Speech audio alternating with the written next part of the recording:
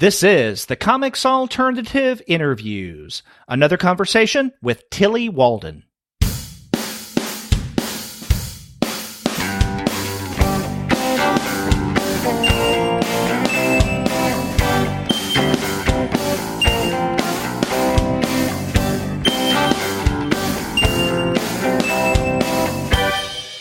Hello and welcome to another episode of the Comics Alternative Interviews. I'm Derek. And I'm Sterg, and we're two guys with PhDs talking about comics. And on this episode, Sterg and I have the pleasure of talking with Tillie Walden. Her new book, On a Sunbeam, comes out next week from First Second, and we really have a nice conversation with Tillie about that work, as well as other comics that she has created. But before we get to that conversation, we want to let all of you know that this episode of the Comics Alternative Interviews is brought to you by those great folks at Discount Comic Book Service. Go to their website, dcbservice.com, for all of your comics pre-ordering needs. There, you're going to find all DC, Marvel, Image, and Dark Horse titles at 40% off of the cover price if you pre-order. For all of the other publishers, you'll see that those discounts can be anywhere from 20 to 35% off of the cover price. And every single month, you're going to find some mind-blowing specials. Sometimes those specials could be as much as 45% off cover, sometimes 50% off, but occasionally you can find discounts that are even more impressive than that. That's right, Derek. And this week, Spinning, one of the graphic novels we do talk about that actually won an Eisner Award this year, Tillie Walden's Spinning, is on sale for 30% off in both soft and hard covers. Yeah, it's a great way of introducing yourself to the world of Tillie Walden, reading Spinning. So definitely check out Discount Comic Book Service for great prices on Tillie's book and others.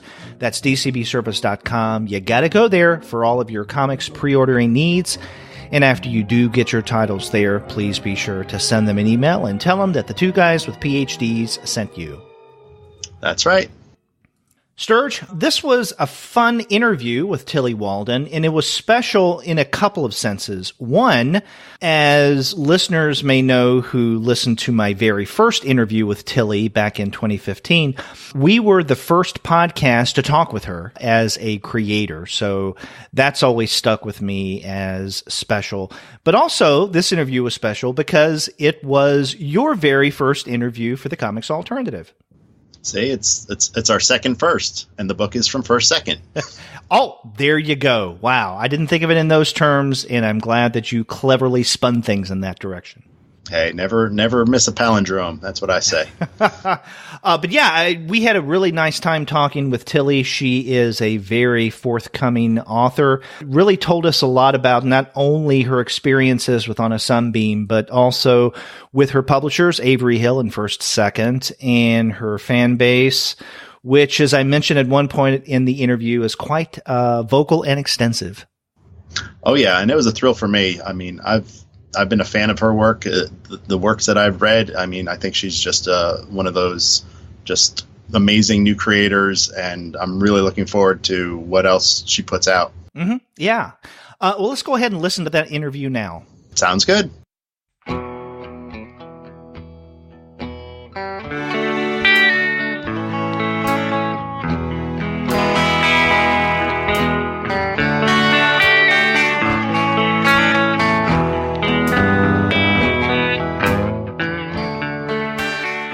We are very pleased to have back on the Comics Alternative Tillie Walden. Her new book, On a Sunbeam, comes out next week from First Second. Tillie, how you doing? I'm good. I was a little shocked that you said next week because you're correct in that On a Sunbeam comes out in a week, but I had completely forgotten about that. I should probably be a little more present with that whole thing. But yeah, it's been a while, hasn't it? Yeah, it has. Now, you know, you as a creator have a special place in our heart at the Comics Alternative because when I talked with you first, and that was in June of 2015, your first book, The End of Summer, had just recently come out from Avery Hill. And when we spoke, you made it a point of mentioning that this was your very that was your very first podcast interview. Oh, it was. It's funny now to think about it because it really was my first podcast. And now since then, I have done so many podcasts that, it's very natural. But I remember doing that and I was so nervous. Oh, you shouldn't have been. In fact, I was listening to it before we were recording right now. And just to, refresh myself of the kind of things that we discussed, you sounded fine. Again, we feel honored to have you, the Comics Alternative, as your first podcast interview. And of course, now, you're all over the place. It feels like that. I'm a lot busier than I was when I first talked to you. I've published a few more books. I have a lot less hair and I live in a different state. Now, if I remember, you're originally from Texas, right? I am. Well, like half from Texas, half from New Jersey. Okay. Because, at the time that we were doing that first interview in 2015, I was still living in Texas. Then I don't now, but I had been. Oh, yeah. I remember that. Mm-hmm. God, this is a blast from the past. Yeah. And so now I'm in North Carolina. Sturge is in Knoxville, Tennessee. Yeah. Oh, wow, we're all over. And ironically, this is my first podcast interview with a person, so the shoe's on the other foot for you. Wow. We're just, every time we talk, it's a milestone. History is being made. Exactly. Well, you've mentioned that you've had a number of books since we last talked, and I have to say I am astounded at the rate at which you put out material because, correct me if I'm wrong, but On a Sunbeam is your fifth book in 3 years because The End of Summer came out in 2015, and then I Love This Part, I think that came out in 2015 as well. That came out, I Love This Part and A City Inside, my second and third book, I believe both came out in 2016. Oh, 2016, right, A City Inside. And then last year we had Spinning. Yes. And then now we get On a Sunbeam, which actually was available as a webcomic, and it was nominated for an Eisner last year.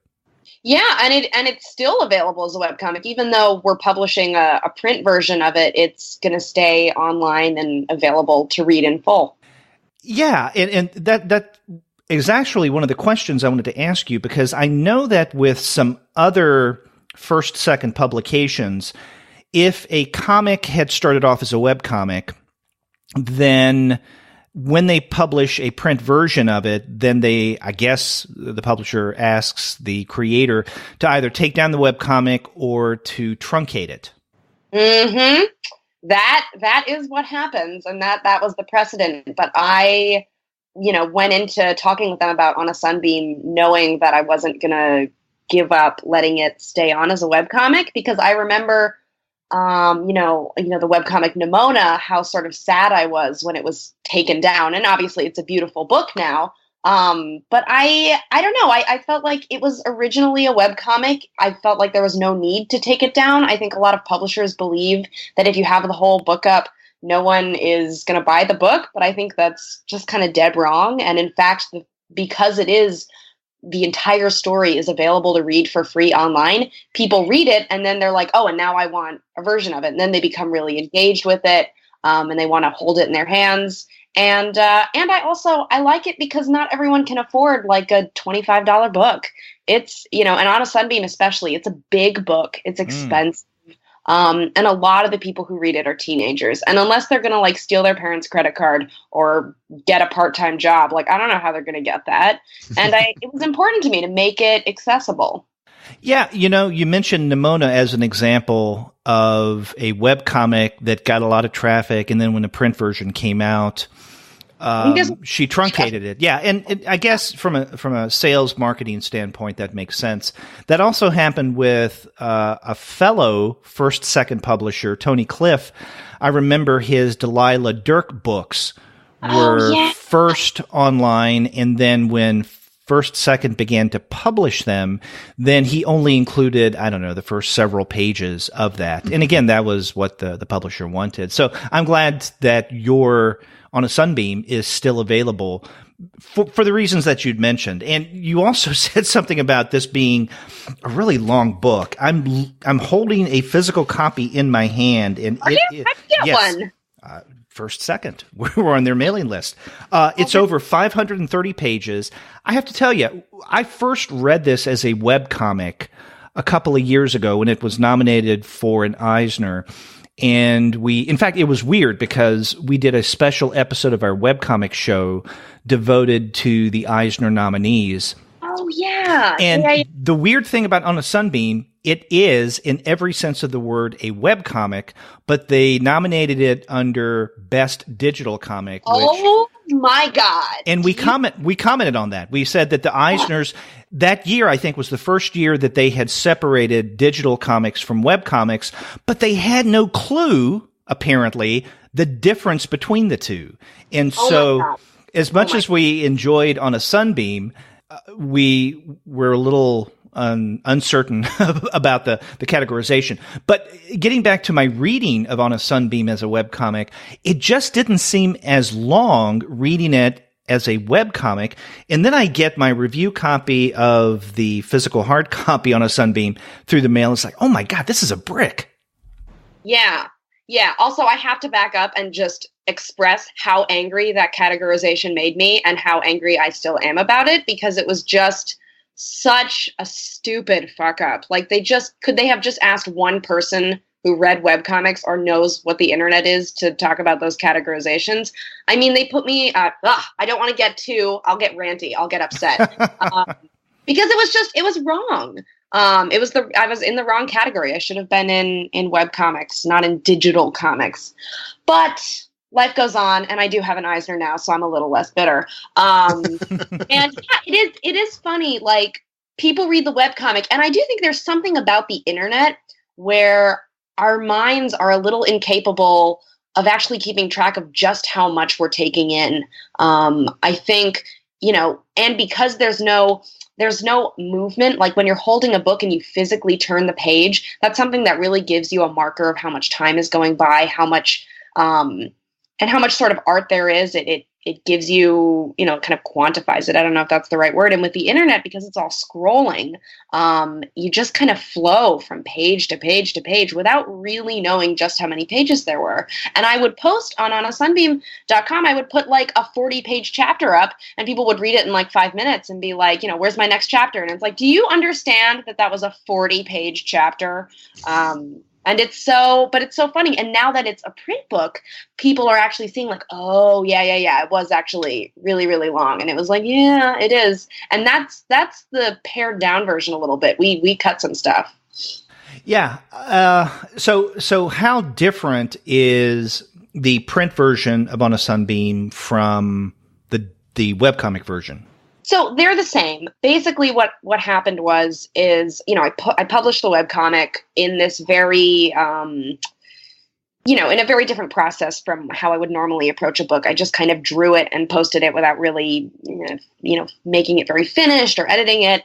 And after that, when we made the deal for On a Sunbeam to become a book, I was like, I kind of want to go back and just like polish it a little, tighten some things up. And so I did that.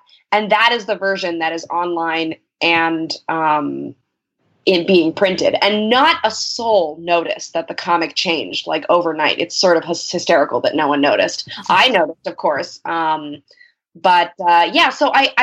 wanted the two versions to match. I feel like it's a really weird thing to have two different versions of a story floating around.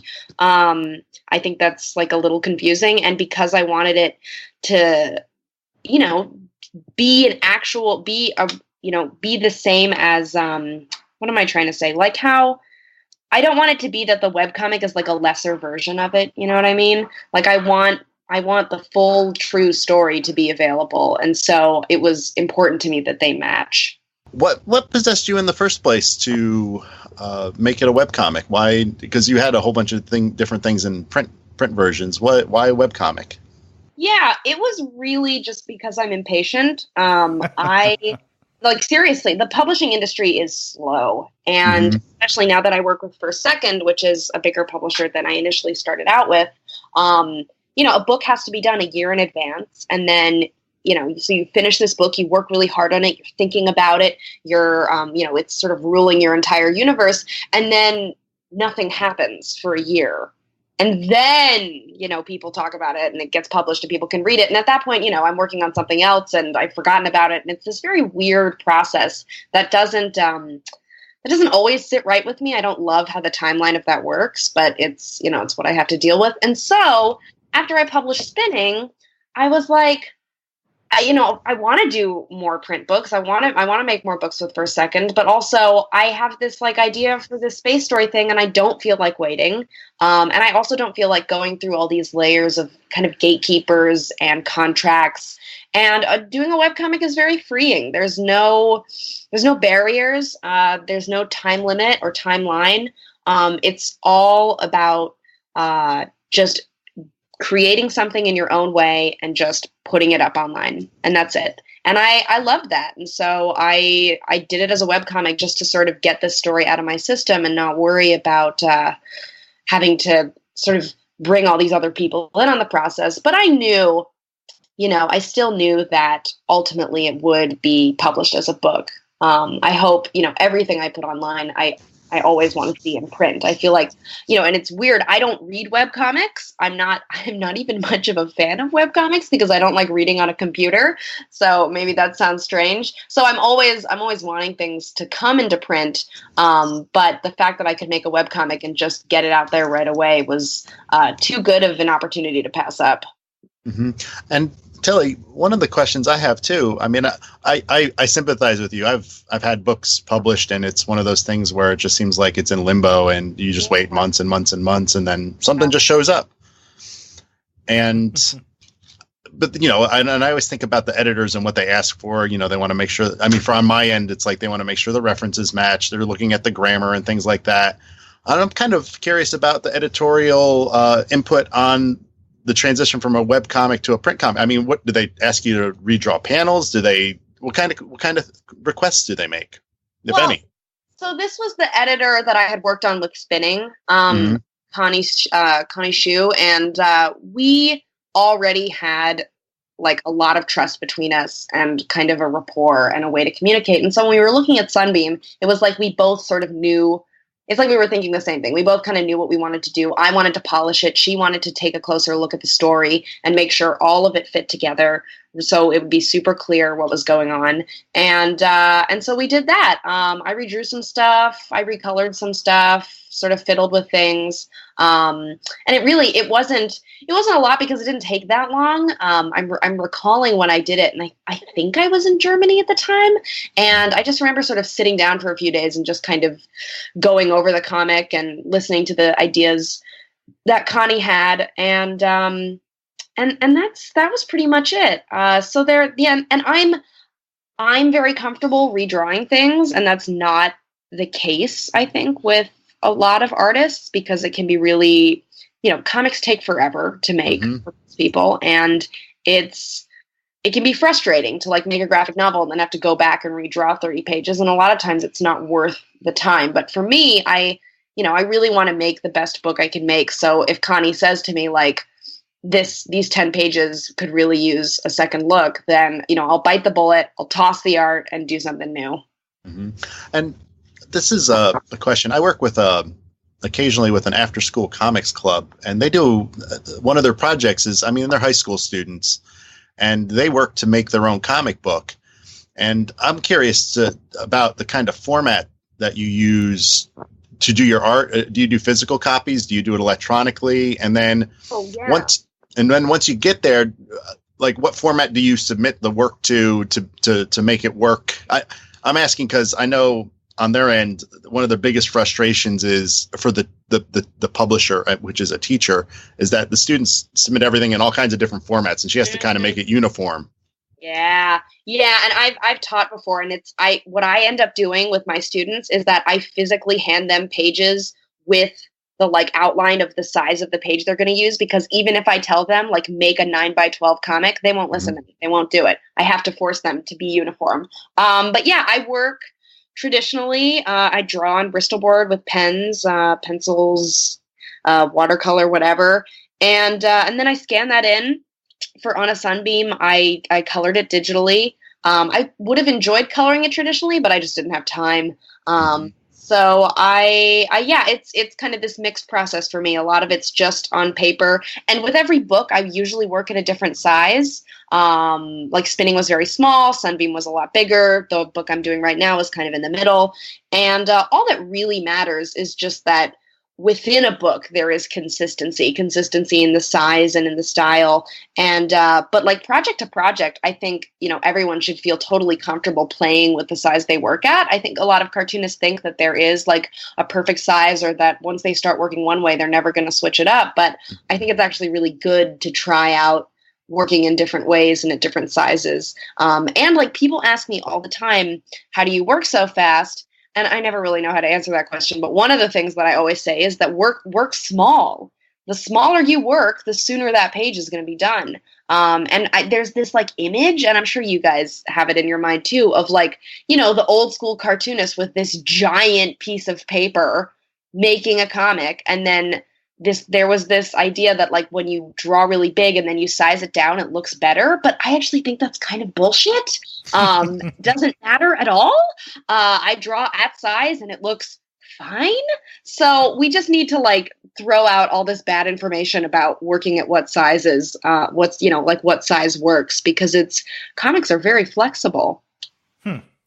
A couple of times, Tillie, you've made reference to the publishers that you've worked with. And I remember one of the things that we discussed on our first interview a few years ago was your discovery, or I guess Avery Hill's discovery of you, and them being your their first publisher. Now, you still, in the UK, publish your work through Avery Hill.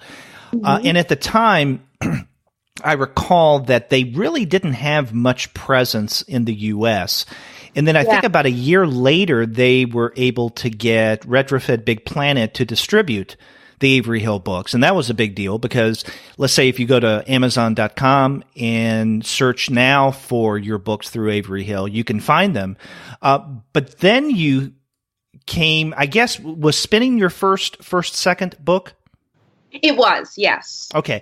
So I'm curious about some of the differences, if any, in not so much your work, but the way that you approach your books being published since coming to First Second.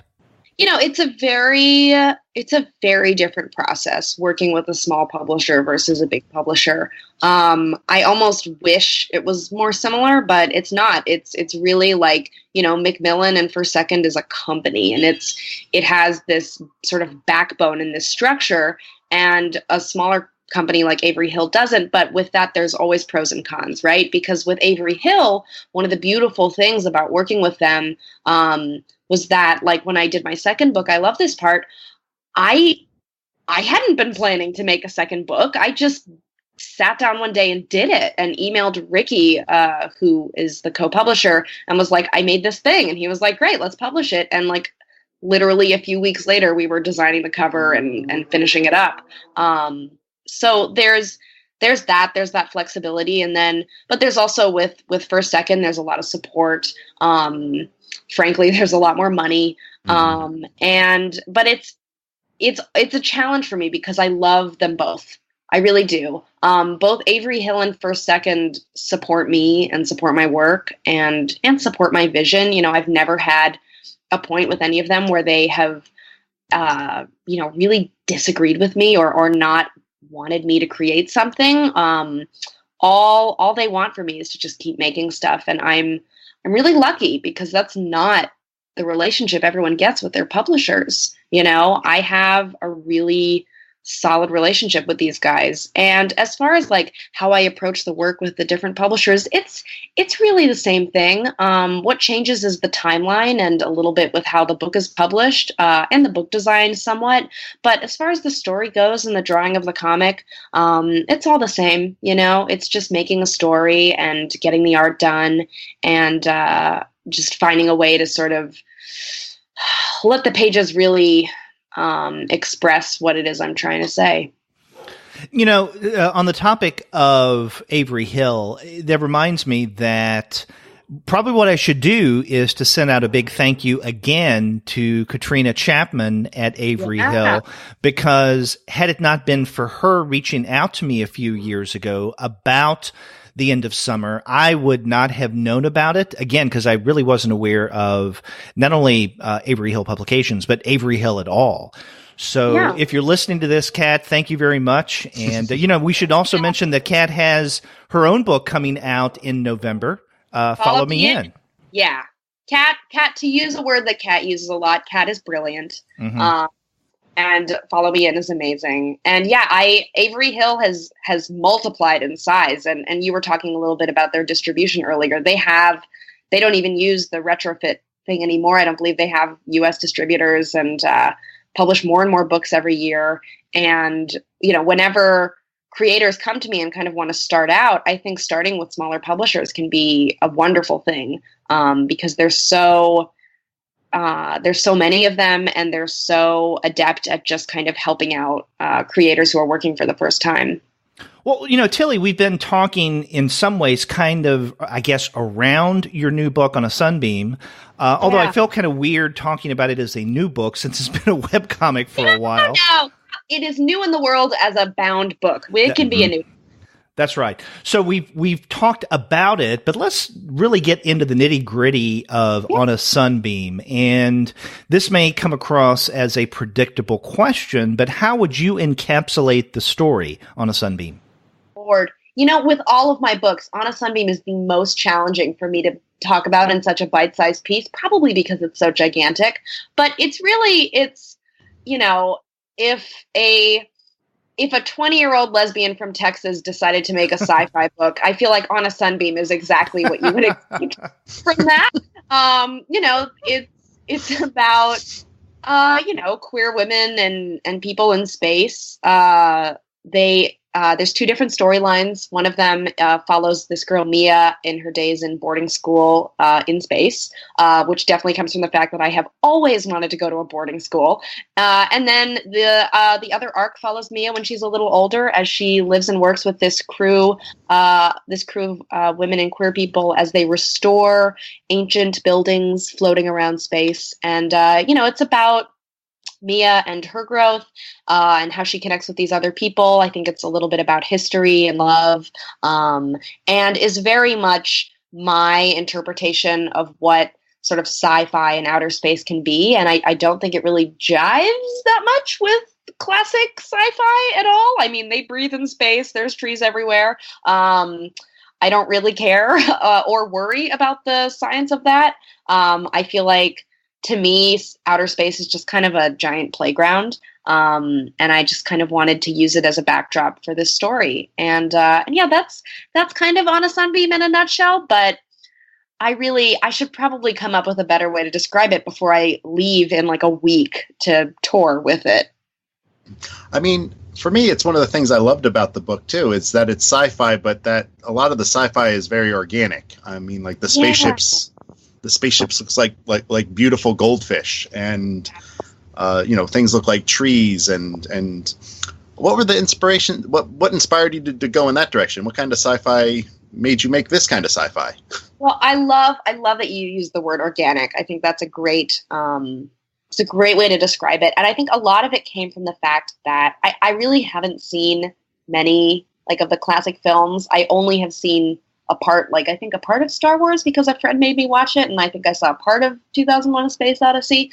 But the vibe I got from a lot of sci-fi growing up is that it was very cold and very hard and very modern white aesthetic, as if there was, and I see it everywhere, this idea that the future will be something sort of cleaner and more defined than what we have now. And in my mind, I think the future is something much more unkempt and natural, and should be more about kind of nature taking back, taking things back, and history sort of being all around you. And I think that was what always sort of drove me crazy about sci-fi, because I feel like if we get to the point where we're in outer space, and living and breathing in outer space, there would be so much history, there would be so such a legacy behind you, and I don't want to ignore that and get distracted by like a space battle and forget about, you know, what history would mean to the people living in space. And so all of that kind of came together, and I also just like drawing trees. I think trees are awesome. And I felt like this was a marriage that kind of needed to happen, even though it felt a little unholy, you know? But I realized as I was making the story just how much it worked. You know, I was surprised that as I was drawing these kind of ancient buildings in space and, you know, creating these spaceships that are based on fish, it worked, you know, and I never made it with the intention of I really never expected it to work. I thought the comic would end up just kind of being a little kooky and out there, but somehow it meshed and it came together. And I think it really also worked with the story I was telling about these girls and these women and their own journeys. And I don't know, it was really fun to make, and I think a lot of people can sense that. It's interesting to hear you describe On a Sunbeam as a work of science fiction, or one that I guess participates in many of the conventions of science fiction. I think that of the books that you've put out, of the 5, that this is the one that is the most straight out sci-fi-ish. Although others, and I remember talking with you about this a few years ago when the End of Summer came out. I'm thinking of End of Summer, A City Inside. I love this part. There's something about those tales that strike me as not necessarily genre-based in the fantastical broadly defined, right? Whether it be fantasy or sci-fi. They seem to me to be more realistic stories, yet there is a fantastical element to it. So, for instance, in the End of Summer, it seems like a reality-based narrative. On the other hand, you have gigantic cats that the people ride like horses. And so in some ways, I think the same could be said of On a Sunbeam, even though it is, as I mentioned, a little more intentionally science fiction-ish, because, as you point out, it takes place in space, much of it. But still, it's about relationships, and there are these things, like, for instance, in the one storyline On a Sunbeam, where we have Mia in school and her friendship and relationship with Grace. In the game that they play, I can't remember what it's called. Oh, God, me neither. Fuck, this is my book. I'm sorry. I'm sorry I made you admit that, though. But no, when Mia is in, I guess, if you want to call it the vehicle, it's shaped like a fish. Yeah. It's like a plane fish. Mm-hmm. Yes, but like a tiny plane. Like if you had a miniature kid-sized plane, only it's a fish.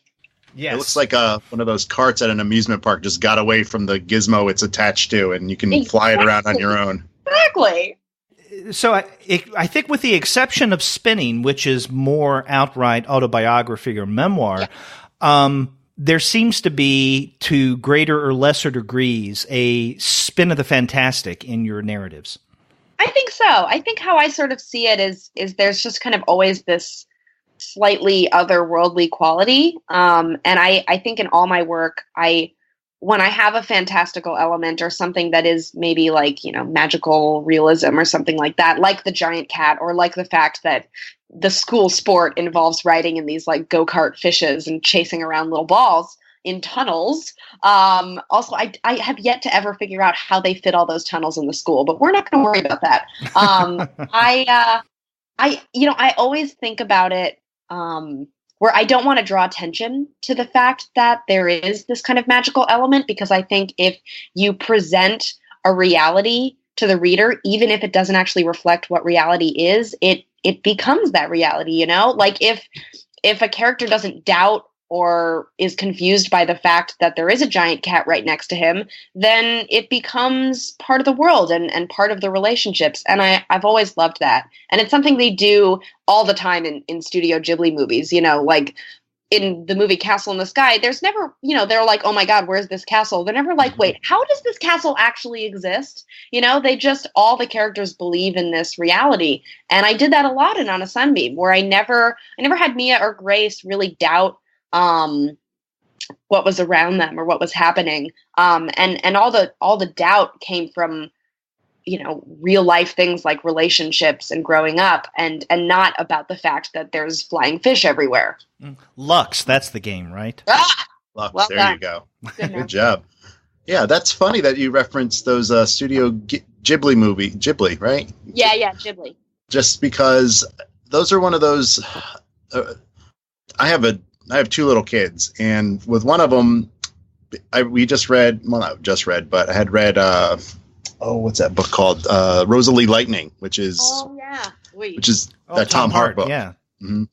And My Neighbor Totoro is a big deal in that book. So I bought the movie and I showed it to my kid, and he loved it and wanted to watch it. I think he's watched it like 60 times. Oh. And then we watched Kiki's Delivery. But it's those elements of all that weird supernatural stuff that just is commonplace. Like, oh, there's a witch and she flies around, or oh, there's a bus and it's a cat. Or all that kind of stuff. I love it. And it always makes me, and a lot of people tell me my work is dreamlike, and they're right, because it is. And I think a lot about how when we dream, it's like what we're talking about. You're in your dreams, you're you, and you're surrounded by people, and there are real emotions and real feelings. And yet there's no roof, and you're floating, and nothing makes any sense, and there's a river in your bedroom. It's this weird thing where our minds are looking around us, and even though nothing makes sense, it's the world, it's reality. And I just love that. Like, I can never get enough of it. And every time I sit down to make a story, I cannot help but sort of take that quality and push it in, because I'm fascinated by it. Mm-hmm. Yeah, and it's like your worlds, or the worlds you create here, they just have their own kind of inner logic, and they just work because they work. Absolutely. Yeah, and I'm going to admit something horrible here. I have the PDF preview, it turns out. And when you were talking a little while ago about how long it was, I mean, it's a sizable preview. It's 275 pages, and I read through it.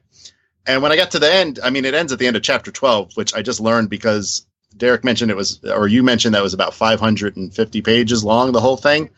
So I'm halfway through the story. So I'm at the part where she is just chapter 12. I can't remember. The review PDF was only half the length of the book. It was a little more than half. And it ends. The PDF ends when Mia has just told her crew the story of the boarding school. So it ends on a very bummer note. And I was like, man, this is a bummer book. Holy shit. There are things that are going to happen. You need to read the rest of it. Luckily, it's online for free. And I was just thinking that. Yeah, definitely read the rest of it. And that's weird.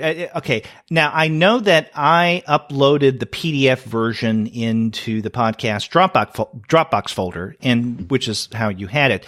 I was lucky in that not only did First Second send me the PDF, which I didn't go through, apparently, but they also sent a hard copy of On a Sunbeam. So I wasn't aware that the PDF version was truncated, and that's weird. That's never happened before, huh? So Tillie, you got to talk to your publicist about this. I could, or I could just not worry about it. Yeah. I like that part. Yeah. Probably should, but maybe she'll listen to this podcast and this problem will solve itself. Well, I do have to say that this is unusual. It's never happened, but First Second is one of our favorite publishers. And I'm not saying that just to get on the good side of Morgan and other people at First Second, but really, I mean, we've discussed so many First Second books, both on our regular review show and especially on our monthly Young Reader series.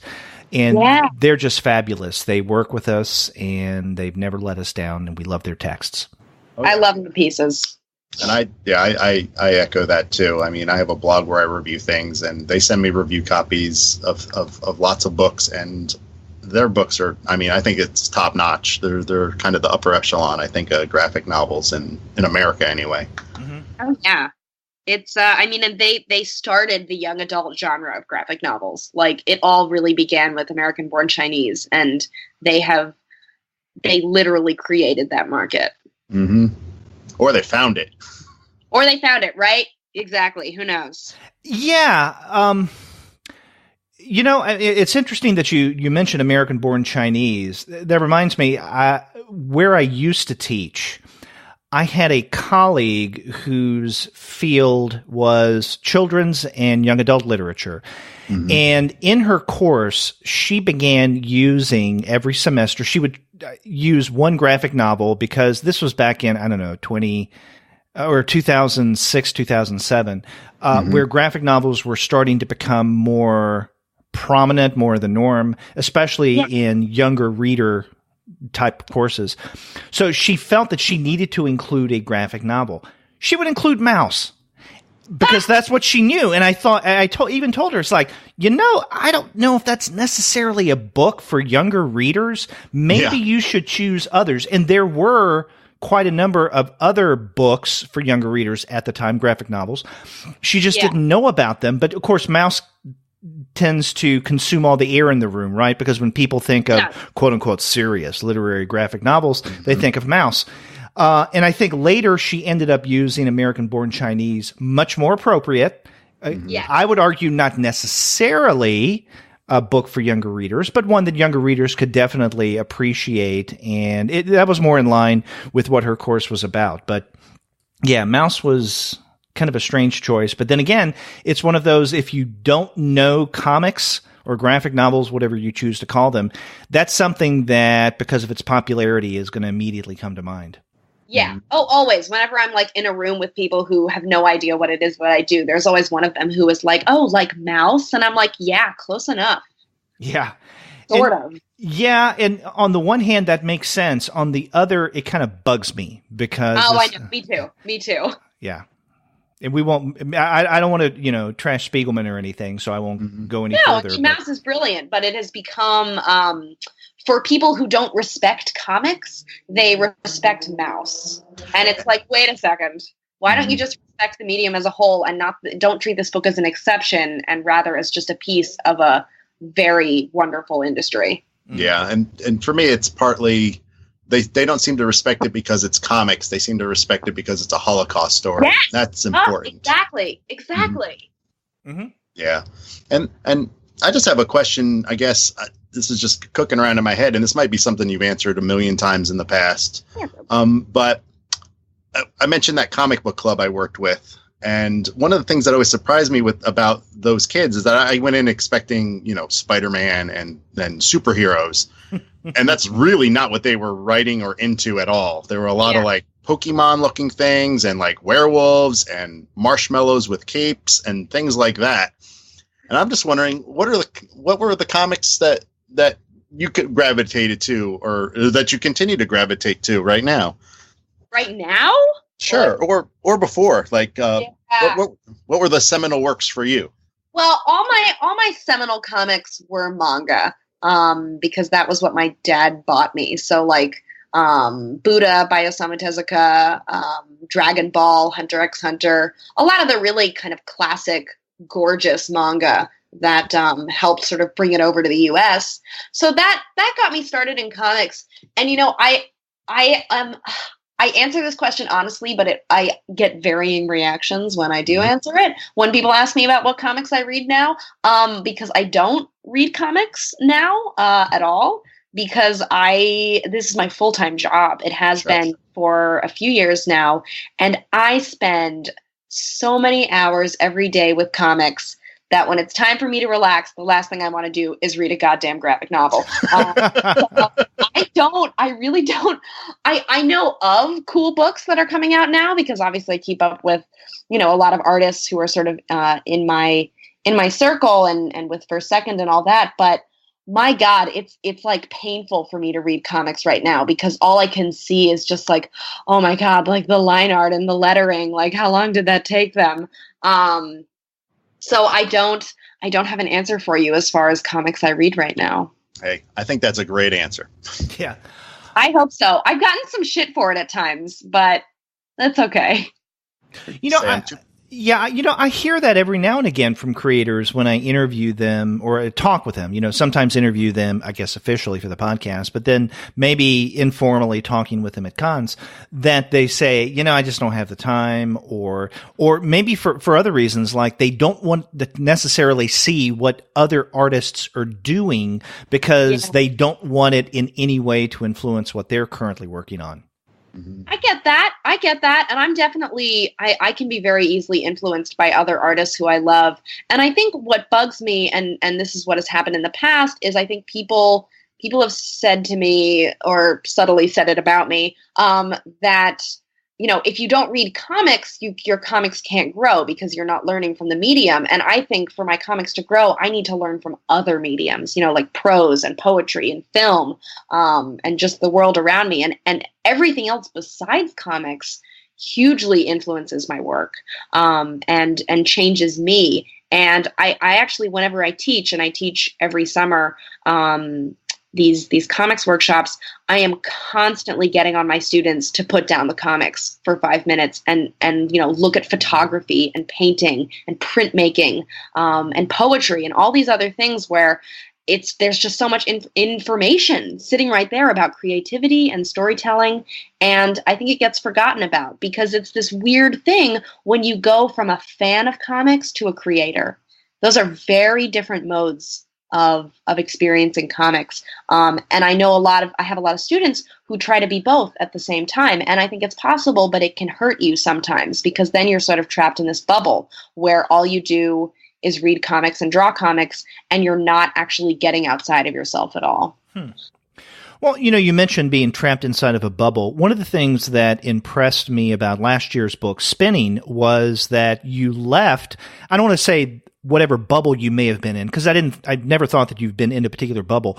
But the earlier works like End of Summer, I Love This Part, City Inside, and now we have on a Sunbeam, they do have a similarity, and this gets back to something that I was saying earlier, right? Because they seem to be stories about primarily relationships, but with a fantastical spin to them. Now, speaking of spin, your book from last year, how is that for a segue? Spinning was very much different in that it is a straight-out autobiography. And I'm wondering about your experiences in shifting, if you want to call it genre mode, or going from writing more fictional works and even fantastical narratives to writing about your own life and where you're exposing yourself a little more and maybe some of the challenges of doing that. Yeah, it was very different. And I think it's interesting. I think a lot of people expect that with each project you sort of change and you grow. And I do think that's true, but I think it tends to happen in more like in clumps, so it'll be that my first 3 books all kind of have this similar feel to it. And then you take a step forward and then things start changing more. It doesn't always happen very evenly. And so, making Spinning was a very different process from all of my other work.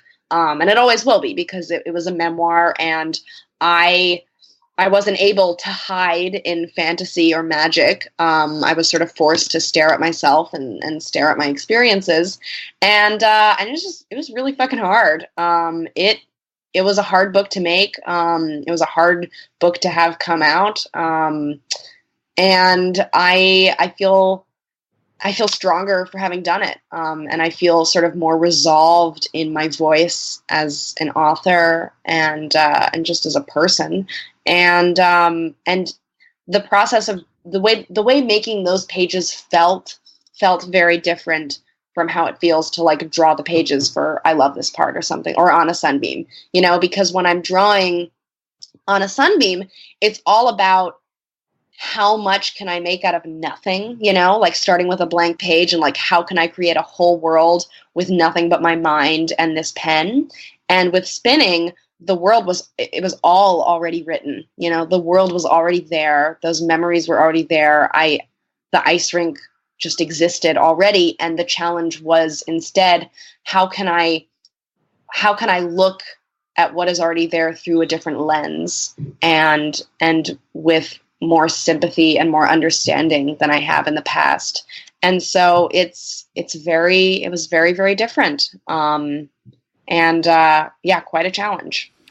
And you referenced this earlier, but we should tell our listeners that they didn't catch on that Spinning won this year the Eisner Award for Best Reality-Based Work.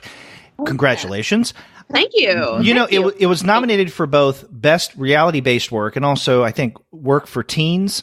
Best Work for Teens. Yeah. And I am so glad that you won Best Reality-Based Work and not Work for Teens, because I don't know.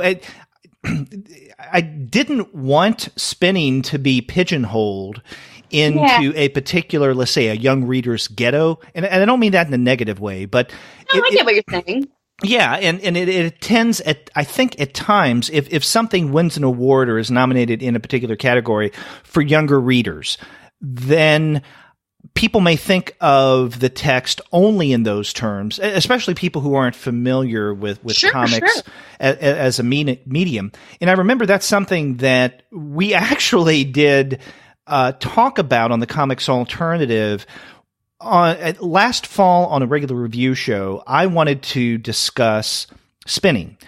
But I contacted my colleague who really oversees the Young Readers series that comes out monthly, Gwen Tarbox. Wonderful. She does incredible work for not just graphic novels for younger readers, but just texts, works of fiction and whatnot, literature broadly defined for younger readers. But I asked her if she had any plans of discussing Spinning on her show, because if she did, I didn't want to double dip with our regular review show. And she said, well, I thought about it, but we don't have any solid plans.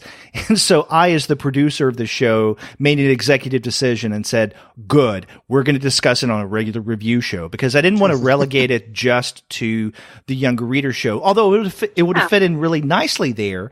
But I am glad that we talked about it on our weekly review show, just as I'm glad that you won the award for Best Reality-Based Work and not Best Teen. Yeah, I'm glad too. I these categorizations are what the publishers like, because it helps market it and sell it and categorize it. But I do think that often these categorizations can hurt, because you're right, it pigeonholes things. And, this story, I think anyone should be able to read or enjoy Spinning. And I think also you don't have to be a young teen to enjoy it or connect with it. I agree completely. Yeah, and that's one of those things too. I was very happy when you won that award too, because that was one of my favorite books of last year. Oh, thank you. That I read. It was just gorgeous, and in many senses of the word. But it kind of also, I'm curious about this. Do you read criticism about that book, or do you read criticism about any of your books or commentary? Because that one's very personal. No way. Are you kidding me? I was talking to her the other day, and she was talking about her Goodreads review. And I was like, what kind of masochistic operation would you do to go look at your Goodreads reviews? That's like a nightmare. No, I don't read any reviews. I don't read good ones or bad ones. That's, my mom can read them. My publishers and publicists can read them and enjoy them. That's fine, but they're not for me. And also when it comes to looking at my work critically and understanding, where I need to grow, I only feel comfortable accepting that kind of information from people whose opinions I trust and who I know care about me and care about my work, and have my best interest at heart. My editors really, and my agent and people close to me. But yeah, no, I would never read my reviews. That seems awful, and like the road to madness. Mm-hmm. Oh yeah, and speaking of this personal nature of comics, I mean, we have been talking about on a Sunbeam, and as a piece of science fiction, and I know Derek just mentioned before about it being about relationships. Yeah. And one of the things about it that strikes me is that your ability to just develop characters that we really care about and get to know is phenomenal. And I'm wondering about how you come up with these. Do you know these people? Are they you? I mean, how do you make characters? I don't know. They're not all me, and they're not really people I know. I wish I knew all those people. God damn. I wish all the people around us knew real. I would have so many more friends. No, I guess I know when I'm making characters, and especially when you have a large cast of characters, I always have this understanding that, like, every character needs to bring something unique to the table. They all need to have different strengths and weaknesses, because that variation in who they are is what is going to make their relationships dynamic and interesting. And I do know, just from studying comics and going to the Center for Cartoon Studies, that, strong characters change. And they grow, not always in a good direction, and not always, not every part of them grows and changes. Different aspects of who you are and in your relationships change, and some things stay still. And so I'm constantly thinking about, and I was thinking about this with On a Sunbeam, who are these people and what are they going to look like at the end? And I know that they're all going to be different. And then the question just becomes, well, how did they get there? How do you go from being shy and quiet to being open and energetic? How do you go from being closed off to letting a few people in? What kind of events and emotions have to go through you to make that change happen? And I suppose I do draw on my own life for those sorts of questions. And there's definitely aspects in all those characters that reflect me. I think Mia's desire to be good at something, to work hard, comes from my own desires to do that. And the fact that they all in this story really cherish their relationships definitely comes from me too. But I don't know, there's no formula. And if there is a formula, it would make pretty shitty characters. And it's one of the things that I struggle with when I teach. I feel comfortable talking about plot. I feel very comfortable talking about art, but talking about characters is tricky, probably because talking about people is tricky. There's no perfect way to do it, and there's no perfect person. Just in the way that I don't know if I would be able to perfectly describe my roommate, I don't know if I would be able to perfectly describe Mia or Grace or any of the characters in On a Sunbeam, because some of what makes characters interesting to me sometimes is not understanding them fully. Mm-hmm. And I'm kind of curious also about how you plot out these books. I mean, is this something that you, on the front end, have the whole thing kind of beat by beat, how many chapters there's going to be in that? Or do you kind of just make it up as you go along and it develops how it's going to develop? It is a lot of making it up as it goes along. There is a lot of me sitting down and being like, well, I need to pretend like I know what's happening, even though I don't. Yeah, I'm very much a fly by the seat of my pants kind of creator. I wish I could plan. I think it might save me some strain in editing at the end, but I don't. With On a Sunbeam, I kind of knew what chapter 2 would look like when I was making chapter 1, but that was about it. And I think it can lead to problems down the road, but can also lead to these amazing finds. And it's scary, it's scary to not have a plan, especially when you're putting so much time and energy into something and then you worry about it not being any good or not coming together. But I, for whatever reason, have this ability to just kind of cut out that noise and trust myself and let the story live its own life and take it wherever I feel it needs to go. And I think because of that, each of my books is very reflective of how I'm feeling in that moment, and I look back at the book I made when I was 18 and then I look at the book I'm making right now at 22 and they're so different, and it's because I'm very different. And they really, if a therapist looked at it, it would really perfectly express and encapsulate what was going on in my head at the time. That's interesting. Just recently, I was talking with Youssef Dowdy, who recently, I think this week, published a book, kind of a portrait, I guess, of a particular period in Thelonious Monk's life called Monk. And he was, I know that. Yeah. So, first, second colleague of yours. And it's a fascinating work. And he was telling me that the creative process was more, I guess, in line with what you were describing, right? Improvisational, because he wanted to capture the feel of the kind of improvisational jazz that defined Thelonious Monk, right? The kind of bebop kind of jazz where, every moment is a moment of new creation where something is going to be different that is based solely on in the moment inspiration. And so he wrote his book in that manner. So do you see your creation, not only of On a Sunbeam, but your other works as well, as being more improvisational, maybe with the exception of spinning, because that's completely different? It is. And spinning is the exception. Spinning was classical music and the rest of my work is jazz. Okay.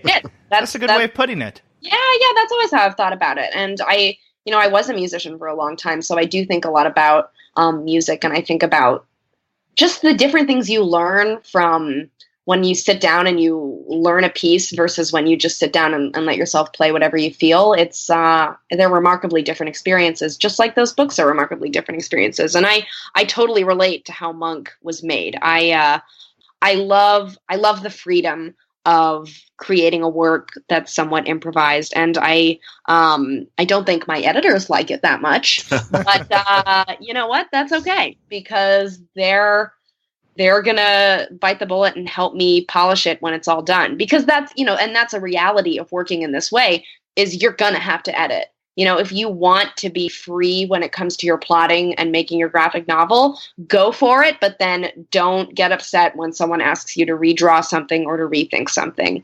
That's the way it goes, versus, making something like spinning, which is the classical side of things. It was so planned and plotted and worked over that when I got to the end, it was like, and done. And then you take a bow and you leave.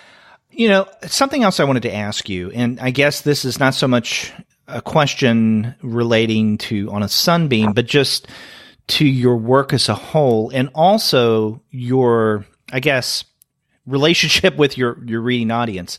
Now, we've already mentioned that Spinning won an Eisner Award this year for Best Reality-Based Work, and that you're On a Sunbeam as a webcomic was nominated last year for an Eisner for Best Digital Comic, mistakenly so. But also you were nominated for the 2016 Ignatz Award for I Love This Part, an Eisner Award for Best Single Issue and One Shot for I Love This Part, and then you did win the 2016 Broken Frontier Award for Best One Shot with A City Inside. I mean, you've gotten over the past few years a lot of recognition, and one of the things that really struck me when I attended the 2016 Ignatz Award ceremony is when they announced the nominees for Promising New Talent. There was, and I'm not overselling this, but there was fanatical screaming in the room when your name and the title, I Love This Part, was mentioned. I was just taken aback, and I thought, oh my God. And the thing about the Ignatz Awards is that the voting is based on people who actually participate in Small Press Expo, right? So it's not like, these haughty critics like with the Eisner Awards make the choices. So you don't really have a jury like that. But people were just a gaga over you and your work.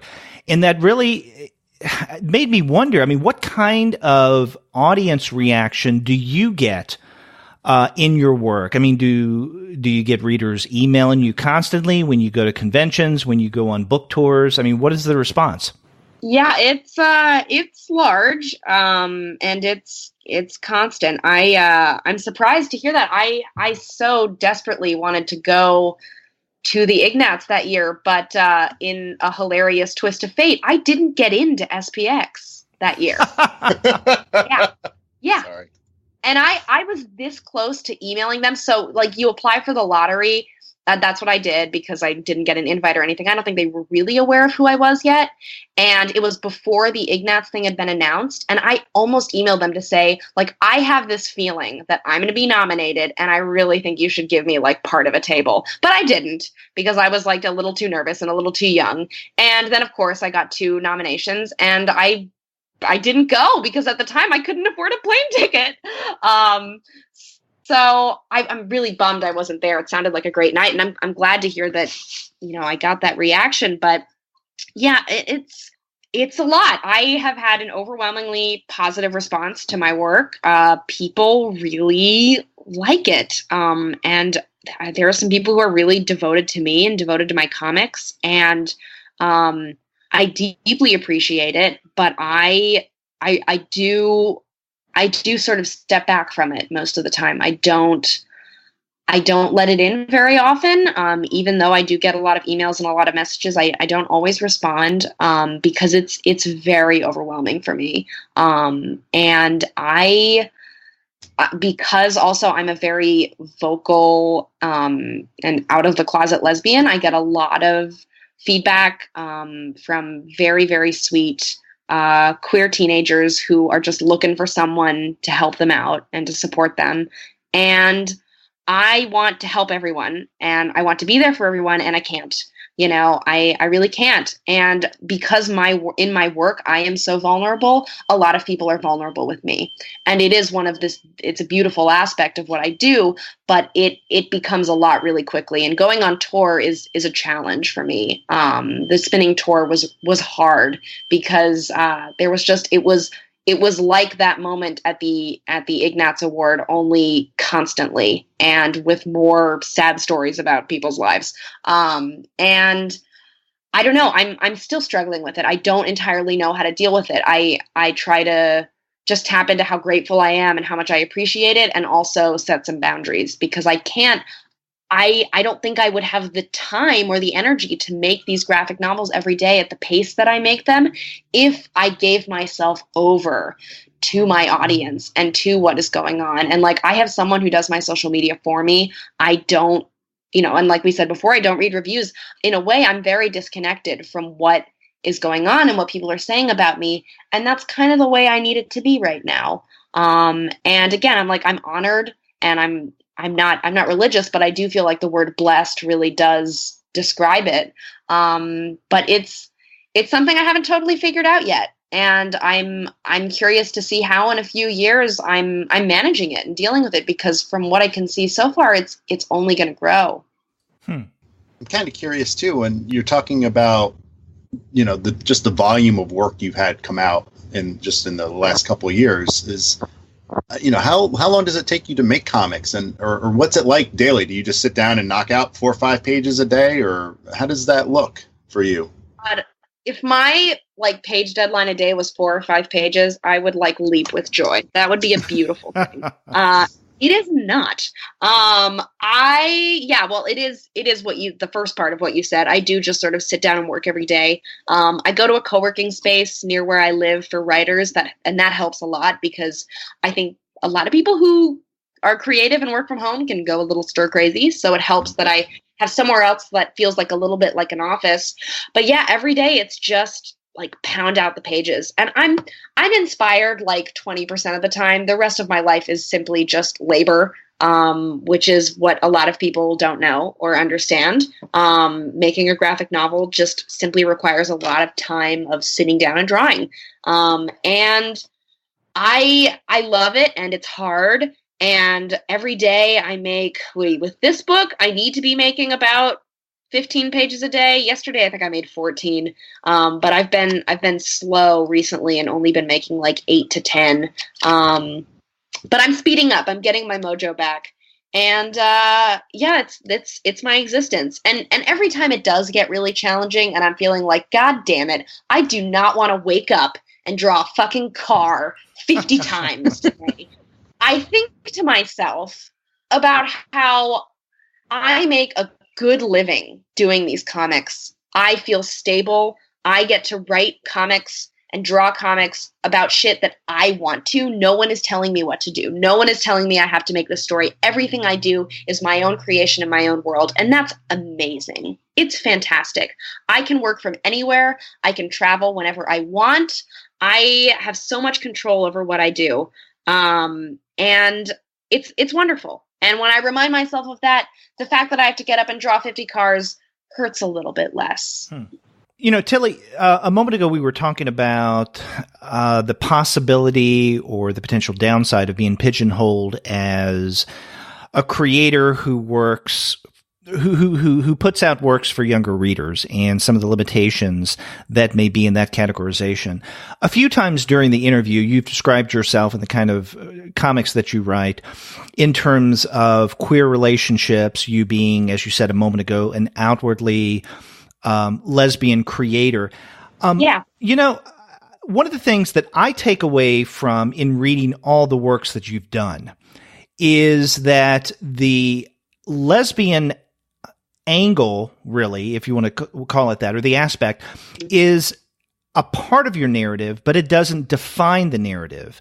As I said before, I mean, I see your books more as not genre pieces or leaning in any particular thematic direction outside of relationships. I think that basically what your stories are about.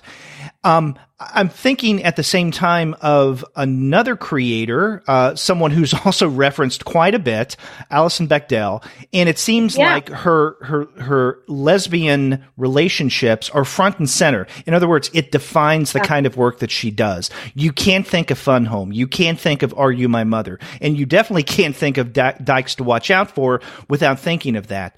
But I think that you've escaped that pigeonhole, so to speak. And I'm wondering if you could speak to any feelings and thoughts that you may have had in terms of having your works defined solely on those terms. Yeah, I think it's a conversation that always misses the mark for me, because I think people are just talking about the wrong thing. Like I think how do I say it? You know, I don't make my work with intention to I gotta save the gay community and talk about all this important shit and make sure everyone knows what a lesbian is and all that blah blah blah. I think what is significant is the fact that I am gay and I make these comics, and my comics don't have anything to do with it, and they never have. What is important, and what a lot of people talk about as diversity, is just the fact that I can exist and I can tell these stories, and they don't actually have to be about being gay at all.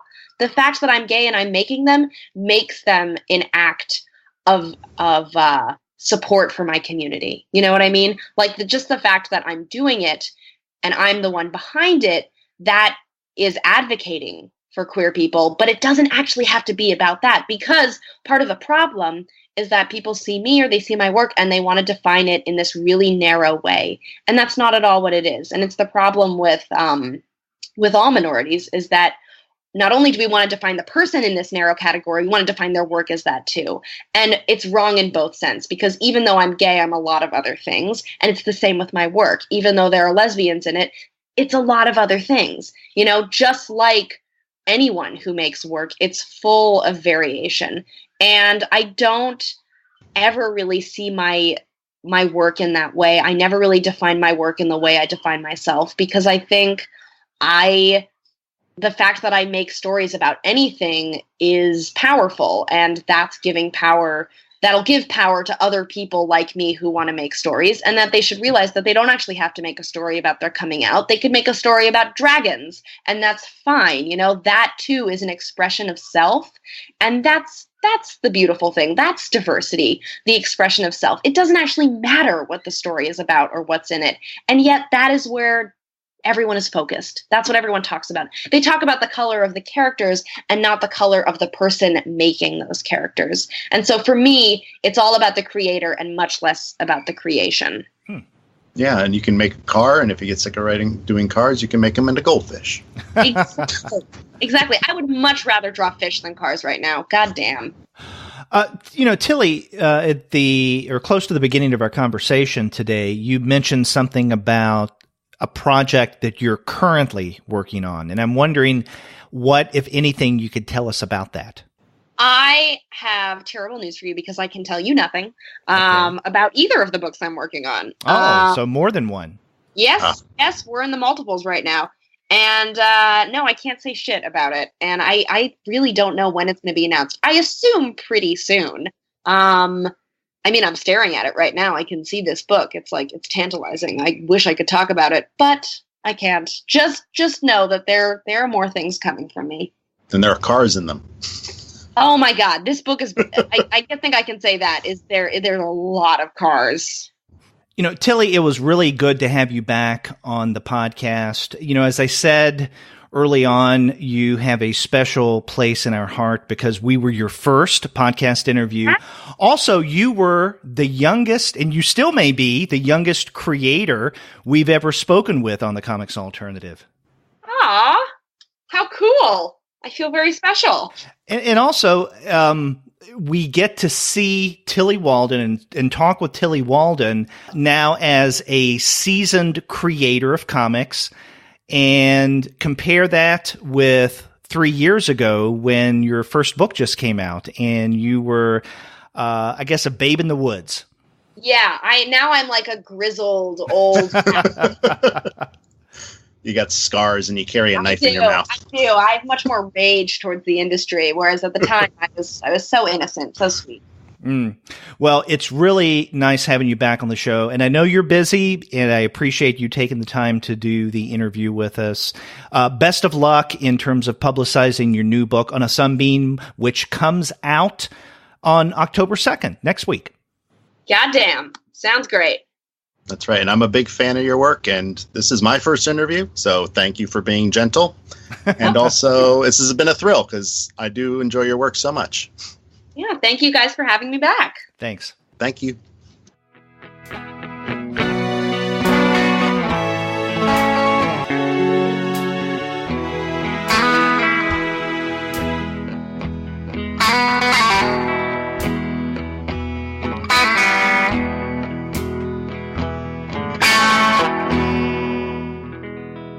Sterg, that was a fun conversation with Tillie, and I want to thank her again for taking the time and talking with us. Yes, thank you, Tillie. It was awesome. It was. And I know she's very busy right now, much busier than she was, let's say, when I first interviewed her back in 2015. But man, she is prolific. In 3 years, 5 books.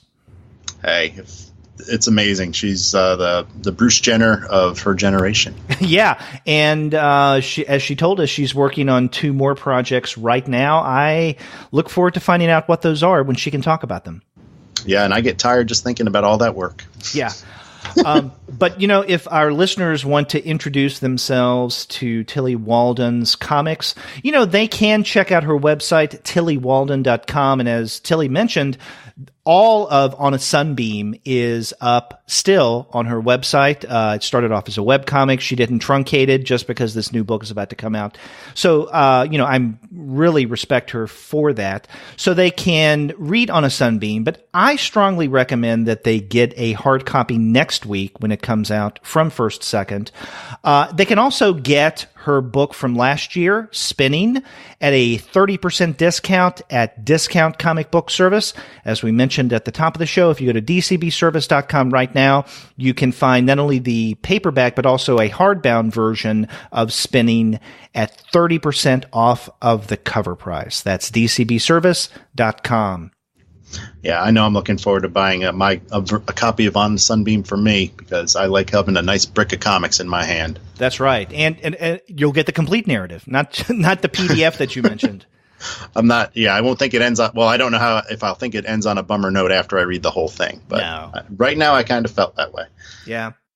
And if listeners want to get in touch with us and let us know what they thought about our conversation with Tillie, then all they have to do is go to our website, ComicsAlternative.com, and from there they can leave us a message online via SpeakPipe. Or they can contact us the old-fashioned way by picking up the phone and dialing 4153-COMICS. That's 415-326-6427. Or you can email us at 2guys@comicsalternative.com. Or you can email me at sturge@comicsalternative.com.